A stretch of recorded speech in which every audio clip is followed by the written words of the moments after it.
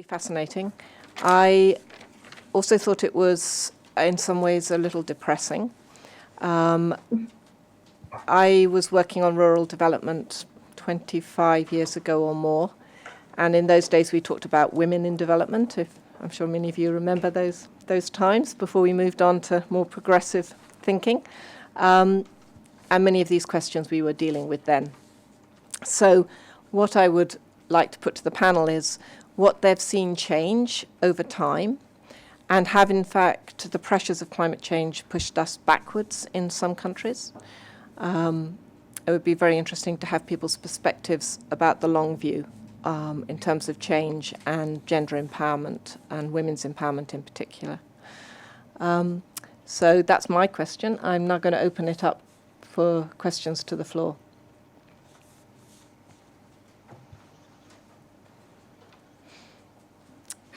I've got one question here. Please state your name and affiliation if you have one. I'm Kohinoor Chowdhury and I'm from YCare International.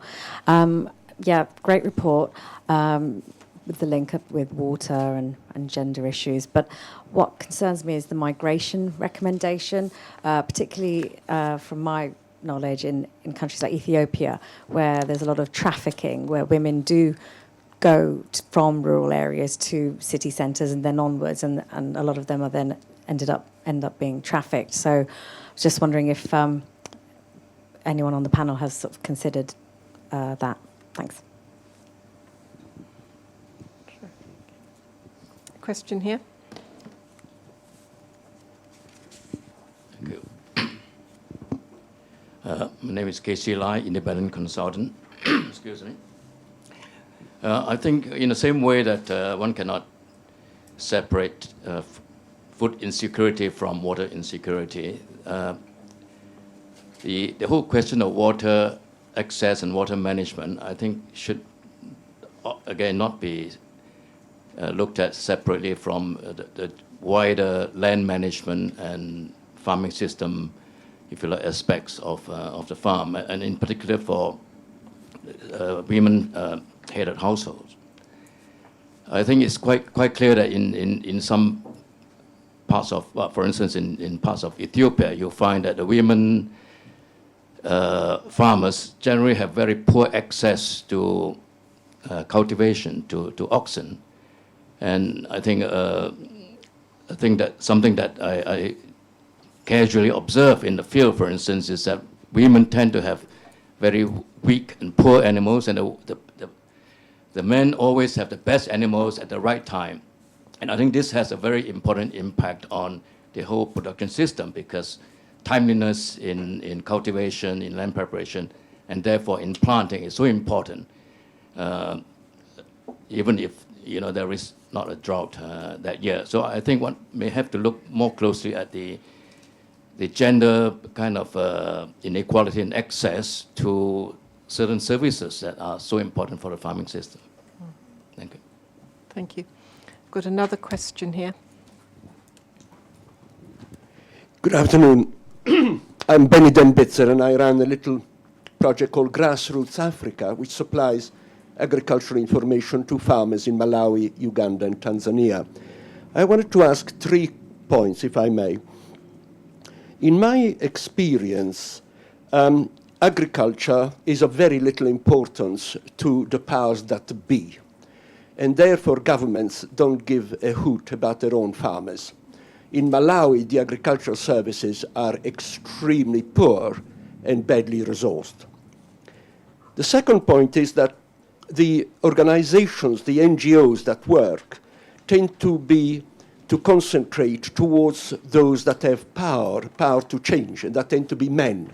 And women are not able to have access to information and education as much as the men have.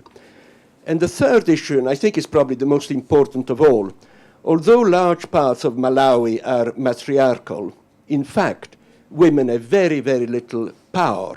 So in one example, in a village where I was working, about 3 hours west of Lilongwe, the women had got together to build a water reservoir, And when the water reservoir was built, the owner of the land, a man, refused them access.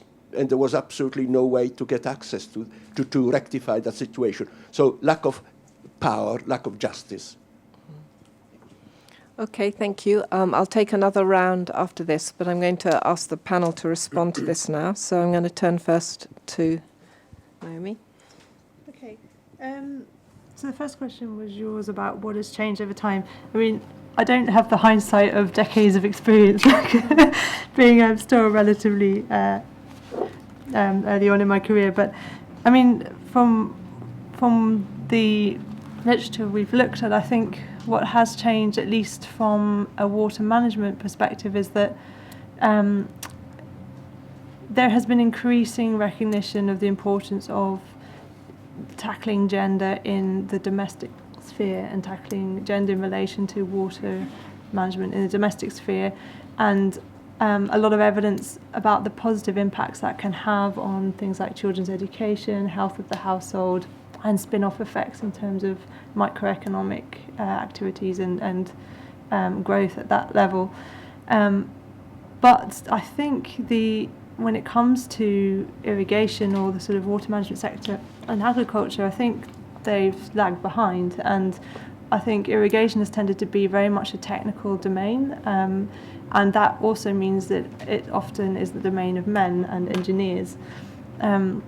So I would suggest that more attention needs to be paid to gender dynamics within the irrigation sector, particularly because we found in Malawi that because irrigation tends to occur at the time of year during the dry season, that's the time of year when men tend to be migrating seasonally for labour, at least in the communities we visited, and therefore women are actually quite active in irrigation, and it does offer a real opportunity, but there are risks that their participation will be undermined by inadequate attention to some of the barriers that women face, and I think someone made the point that you need to look more broadly at land management issues, but also the agriculture sector in general. And I think a lot of barriers that women face are known because they're barriers they face in agricultural production in general, and it relates to assets, it relates to resources, it relates to institutions and social norms.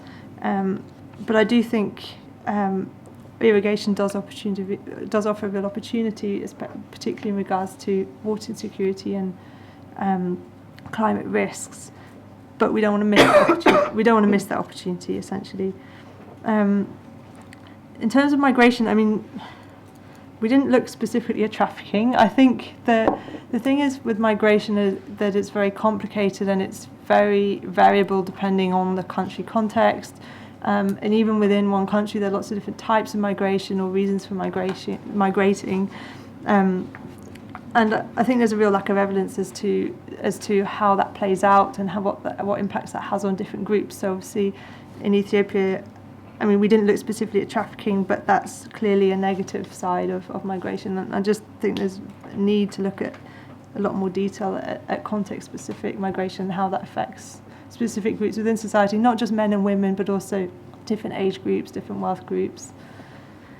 And I think most of the other questions were in fact comments, and I would agree with most of them. Just to pick up on the question of whether government cares, the powers that be, whether they care about the rural sector.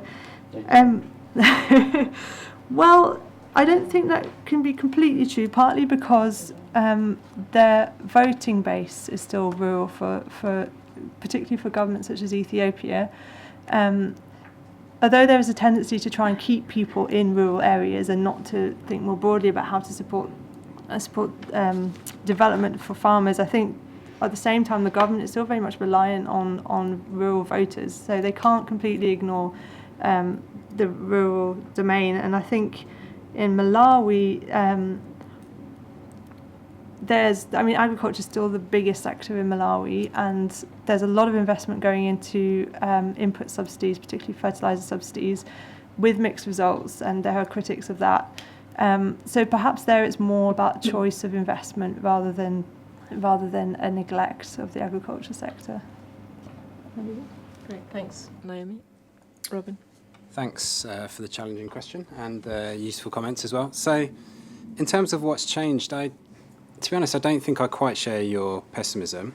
So it's true that a lot of the problems are familiar, but gender equality, I think, has risen up the political agenda of donors and in southern countries over the past couple of decades. So I think the political momentum is there, but actually change, particularly when it involves deep cultural and social norms, can take a long time. So there's something there around timelines.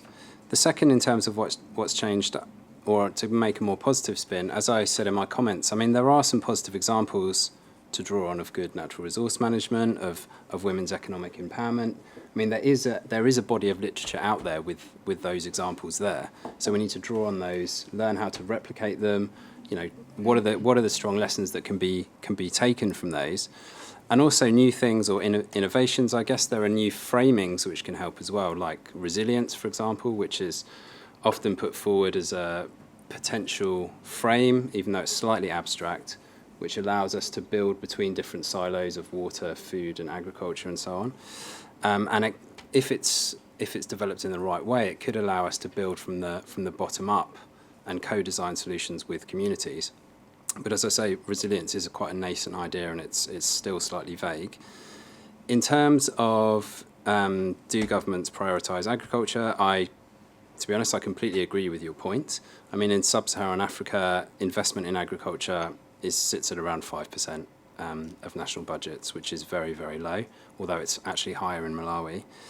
So the key thing we need to think is why is that? Why do governments not invest in agriculture? I mean, it's also a perennial issue to some extent.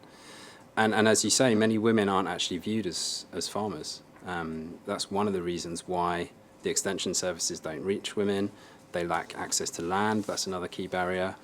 They have poor agency in political decisions. So we need to unpick, why is it that agriculture isn't prioritised with governments, and actually how can we push governments to do more, and particularly focus on women smallholder farmers rather than men farmers who prioritise export crops. So I do agree with your analysis, but I think we need to think collectively about how we push governments to do more. Thank you. Sibley? Yeah, I've worked in the agriculture sector as a gender advisor for quite some time, so maybe I have a little bit of an experience of what was then and what is now. And I would say there are changes. I mean, being a gender expert is frustrating to work on gender and not seeing the changes that we want, but I would say there have been a lot of developments, a lot of progressive moves that we have made. The joint land certification is one of the things that we can say we have done in Ethiopia. And I think we don't have issues around policies, but as I said earlier, implementation is where we are having a challenge. But I think acknowledging the problem was an issue earlier on when I started, like differentiating that there are issues with women, that they feel the difference in production and, in the change that we're talking about. There was a bit of a resistance, I may say, earlier on about the different needs of women and men in terms of agricultural production. And gathering the evidence was the other challenge that we had, even though the Central Statistics Agency collects data on production and productivity. Currently still, they focus only on female farm managers and male-headed households. So you have an 80% of the population which is investing in agriculture, but half that population is not represented. We don't know anything about what are the issues for married women. And I think that is my biggest concern, because they do contribute to the economy, but we don't seem to be acknowledging, as one had said earlier, acknowledging their contribution and therefore investing in the needs and requirements that they have. But I think all programs and projects, and as much as they can, try to address the issues of women. But the question comes in when we try to see where is the accountability. Like, if I don't deliver on the gender commitment a project or a program has made, what happens to me? And I think there is where we are having a problem. If you look at the institutional structure, the Ministry of Agriculture has the Women's Affairs Directorate, which is supposed to be supporting the ministry in addressing gender equality issues. And in the regions also, the same structures exist. But looking at what they are doing actually in support of addressing gender issues, you will see there's nothing much being done, or not in as much as we want to see. So I think issues around accountability is where we are lagging behind. If there is some accountability system in place, then we can question those in the system to be able to deliver and respond to issues. So in terms of design, maybe we're not there yet in terms of articulating the specific issues of gender. We tend to focus on, as you were saying, women in development issues, and we're still saying let's do this for women or addressing practical issues, but not really looking at the root causes, the social cultural elements, and also the accountability, as I was saying. So I think there are progresses, but I'm sure we can do much better than this, knowing that there are lots of ways that we can address the issues. For the comments about governments do not care. Well, we are an agriculture economy. Our economy is based on agriculture, and there are lots of investments going around that. But I think the issue is about how we are coordinating ourselves. You were talking about the intersection between different entities that need to come to play in order to have effects that we want. Domestic water consumption is this health sector's responsibility, while irrigation is an agriculture priority. But how do they work together to address the different questions that communities have? How do they create that coordination? I think coordination is one of the biggest problems, and you won't see the changes that you want if we don't work together. And I think that is one of our biggest challenges. But I think, yes, the 5% or the investment towards agriculture could be boosted, but with what we have invested, could we have got better returns? And I think there is room for us to do much more work. In terms of NGOs focusing on the better offs, I think for much of the gender work that we are looking at, we rely on NGOs bringing innovative ideas, because the government is a cumbersome institution which does lots of things and has a lot at play, but NGOs bring in the innovations and the new ways of doing things that can be scaled up through the government structure. So I think there is merit to having NGOs which bring in new ideas and new ways of thinking. But I think the missing link is in identifying how the innovations that we come up with through NGOs can be scaled up through the government system, and the way that is possible, because government operates in a different way, NGOs operate much more efficiently. So how do you scale up the interventions tried within NGOs into the government system? I agree with the statements about how Ethiopian women are not endowed with the same access, or I wouldn't say even same access. Inequalities exist in access to everything that regarding agriculture, access to information, access to inputs, oxen. I mean, women don't farm with oxen. That's a challenge, but we don't have the technologies either to allow them to plow. So they either rent out the plots that they have, or don't plow it at all. So there are issues about access to inputs, agronomic practice, like they might have the land, but extension service provider is not providing the services in the same way they would to a male farmer. So we have the many issues that need to be addressed within the agriculture context to allow women to operate in the same way a man can. So there are many issues within the agriculture sector that we need to work on. Great. Thank you very much. I'm conscious of time, and we're getting very close to the end. We did start 5 minutes late, so we have officially 1 minute left, but I'm going to allow some summing up from the panel. I have one question online from Letitia Pankrazi. It's a very specific question, so in your summing up, if any of you can answer it, then that's fine. She asks, what is the role of agricultural insurance in protecting rural women against climate change shocks and water insecurity? Can it increase their resilience, empower them? Do you have any case studies?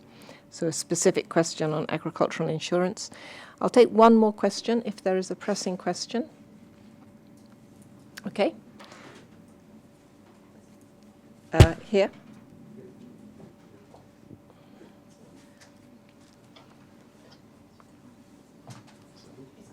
please state your name. And My name's Mike Felton. Work for a company part-time, iWell, in the monitoring, evaluation, wash, irrigation sectors. Thank you for the presentation. Very interesting. I'm particularly interested in the selection of Ethiopia and Malawi, which countries I know quite well, or did know quite well, and perhaps some experience goes back beyond the 25 years. I'm interested in as much in the differences as in the similarities in the findings, because climatically and culturally, topographically, there are significant differences. I mean, Malawi is known, or was known, for having a relatively stable climate in terms of rainfall, and Ethiopia, of course, has had its major droughts from the 70s, 80s, 90s. And in terms of the role of women and the role of women in Ethiopia, who've been subjected to not just famines but to wars, to freedom movements, etc. I'm just wondering, in your conclusions, and just to keep this short, in your conclusions, have you come up with some specific differences and recommendations which apply perhaps to one country rather than the other, and vice versa, rather than what appeared to be, if you like, more general conclusions which you apply to both countries? Okay, thank you. I'm going to ask the panel to sum up as briefly, and in doing so, if they can address either of those questions, but if they can't, then to just sum up in a short statement. I'm going to reverse the order of asking for the panel to respond, and start with Seble, please. Okay, I don't think I have the answers to the insurance question or the other one that was presented afterwards. I'm sorry for that, but I would say that these studies will go a long way in defining some of the work that we will be doing in Ethiopia. We have a national network that was established, and I hope we can share this study with the national network of organizations working on agriculture and gender. And this would be an important input to that discussion. But further, I would like to say that I would very much like to see an in-depth analysis of the situation in Ethiopia to be able to identify specifics that can help us go right into implementing some specific recommendations. That's it for me. Thank you very much indeed. Robin, your final comments? Thanks. So I'll address one of the questions and then a quick closing comment. So in terms of risk insurance, yes, risk insurance can be helpful, but we shouldn't look at it as some form of silver bullet and ignoring the more systemic issues. Oxfam does have some experience in this area around risk insurance, which we developed with Swiss Re in Ethiopia. And I'd be happy to follow up with the person who asked that question after this with evidence around that. But as I said, it's not a silver bullet. It should be viewed in the context of much broader structural solutions. So in terms of my final comments, I think we really need to build on research like this that looks at impacts across different areas and tries to build linkages between different silos. I think it's a really useful and interesting thing to do. But what we really need to do now to move that forward is actually start to build policy and programs that can empower women from the bottom up, based on an understanding of risk and vulnerability across multiple different areas. And that's something that both NGOs and policymakers are very traditionally bad at. So that's the next step. The first piece of this is to understand the linkages between these areas, as this research does, but the next piece is actually to develop this into a forward-looking policy and program agenda. Great. Thank you very much, Robin. And the final quick summing up from Naomi. Sure. I won't touch on risk insurance. I think that's a very interesting topic in itself, but we didn't look at it specifically in our research. I agree that Ethiopia and Malawi are very different cases, very different historical contexts, differences in terms of climate and variability. I don't think we were able in this short piece of research to explore some of those differences in as much detail as we would have liked, which would lead to sort of more nuanced context-specific recommendations, which I think are definitely being called for. I think one of the fascinating topics that again we weren't able to explore, but I think would be very interesting to look at in more detail is the difference between inheritance systems and how that shapes vulnerability, shapes access to land. And I think someone mentioned that in Malawi it's a matrilineal system, and yet often men still control the resources. And I think these issues are things that require a lot more unpicking and not something we were able to go into in the kind of depth that we would like to. But I think very much we'd see our study as a call for action and a call for further research. So I think, as Robin picked up on, one of the problems with this topic is that people have tended to work in silos, and there's been a lot of research on issues within it. So looking at gender and farming, for example, but not really drawing these fragments together, and that needs to be done in very context-specific ways if we're to build in concrete recommendations that can inform, for example, actions taken by the government of Ethiopia.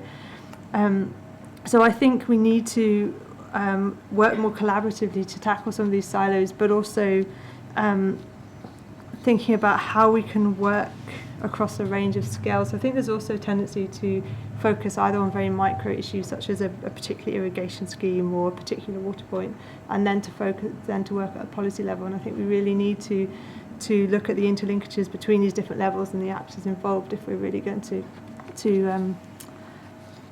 have positive, transformative change. And I'll leave it there. Great.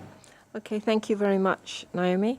That, I think, was a very interesting debate, and I am very glad that I had some pushback on my lack of progress. I do think there's been progress, and I do think it's probably at the level that the panelists spoke to. People are talking much more about gender, and we do have an SDG focused on gender, which was quite a fight to get it on there, but we got it on there. And I think that's very important. And I think what we have to do now, apart from talking about it, is actually making sure that it's implemented, that these changes, can be seen on the ground, and that is a long process. I am sure, and it will take many, many years, but it's great to see this commitment from everybody in the room, from the panelists and our researchers. And thank you very much to all of the panelists, and also to our online panelist, Seble, from Ethiopia. We appreciate you joining us. And thank you also to the audience for a good and active discussion. We do have I believe, a reception outside, so please do stay and discuss further. I'm sorry, Seble, you won't be able to join us in that. But hopefully we'll be able to continue these discussions another way. So thank you all very much. Okay.